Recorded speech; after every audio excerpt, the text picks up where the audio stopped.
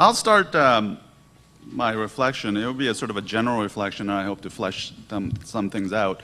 I'll start by sharing a few stories that I hope to tie in some of the things. And I want to introduce a term that I think this is a real word. It's aestheticization of races, and basically treating minority races as an ornament to enhance the status of the main race. And I've been thinking about this because of a few things that happened in my life. So I was in New Jersey. I moved to Louisville, Kentucky, and with a family, married with 3 daughters, and I have a teenage daughter now. She's 14.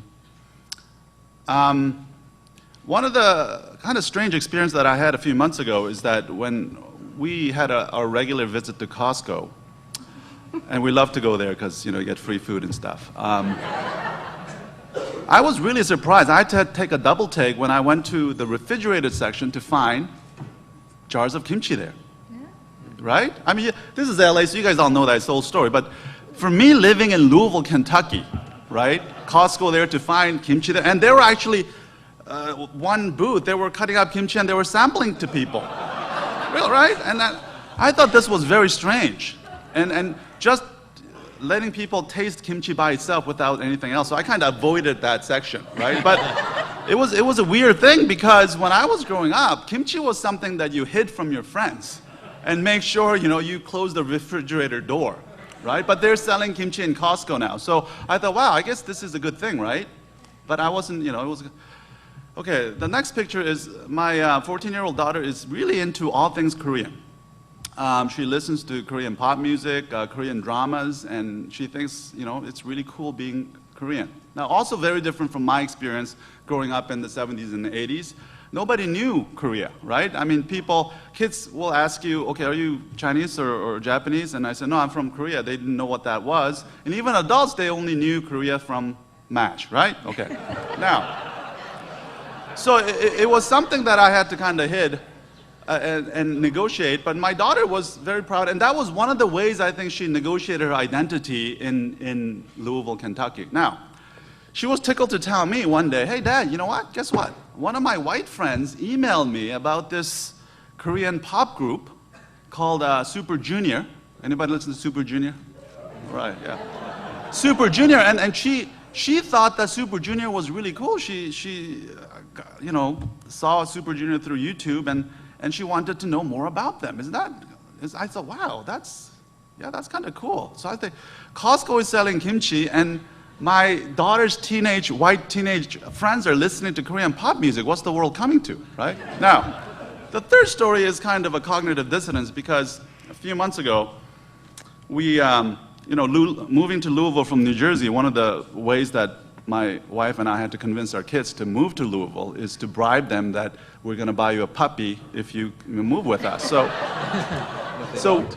yeah, that's the only way. So we have a puppy, and my 14-year-old daughter and my wife was walking the dog one afternoon in the local park.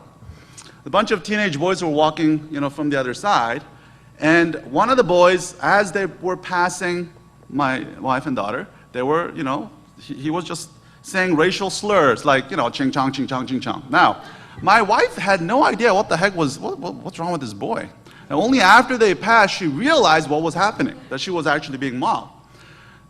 She was furious, and she just wanted to chase after this boy and confront him, or at least follow this boy to his house to confront the parents.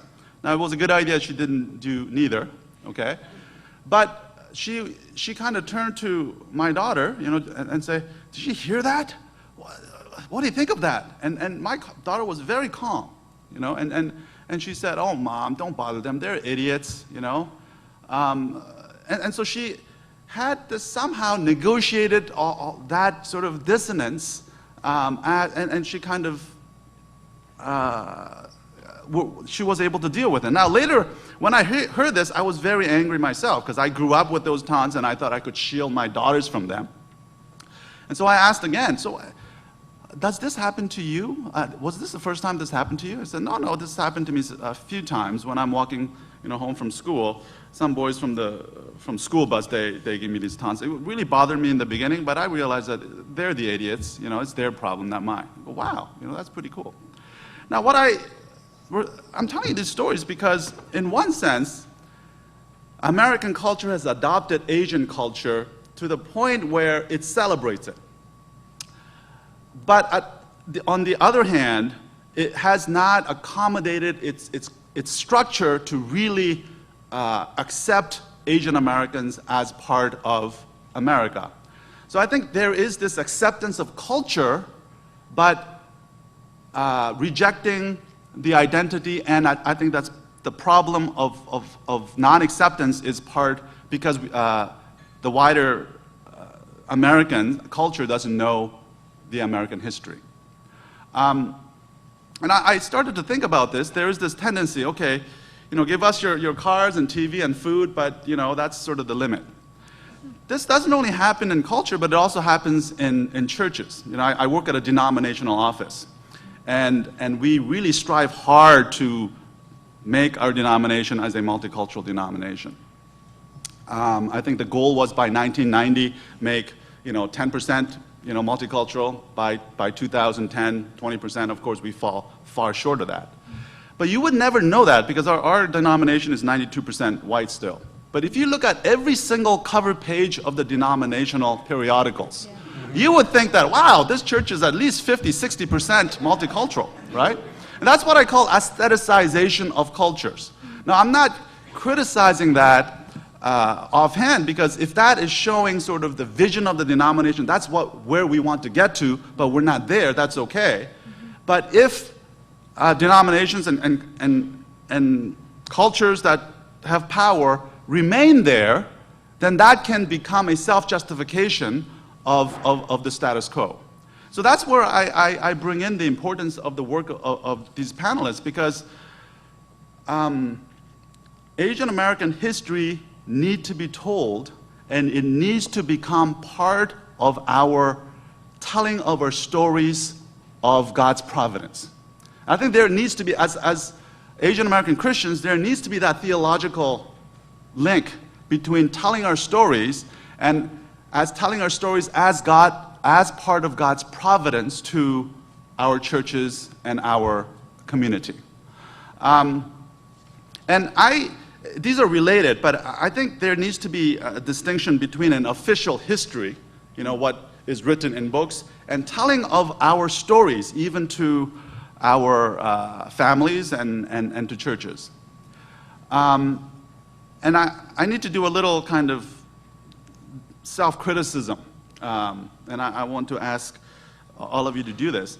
But I think inherently in our history and our culture, there is a stumbling block to telling our stories.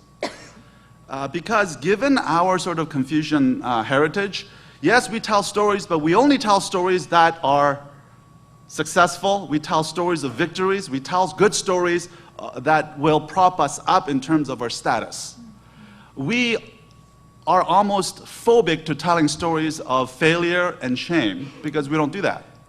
Now, recently in a symposium, the second generation were crying out to the first generations. We want to connect with the first generation, and we want to hear your stories. And their complaint was that even when we ask directly, the first generation don't share the stories. And I think largely because embedded in our Asian culture, there is in our culture this secrecy. And we are unable to really tell the stories of our brokenness, which must be part of our history.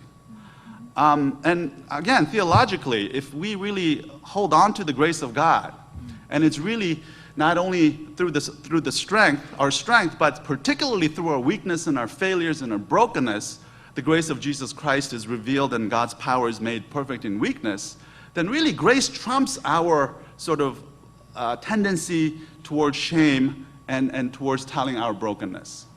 And again, it's just a general sort of observation, but I want to commend the panelists, but encourage all of us to excavate the hidden stories that are already here and really kind of tell them and couch that in terms of faith, so that even through our brokenness, even through our failures, as well as our victories, it's really God's grace that redeems all of us. So I'll just stop there.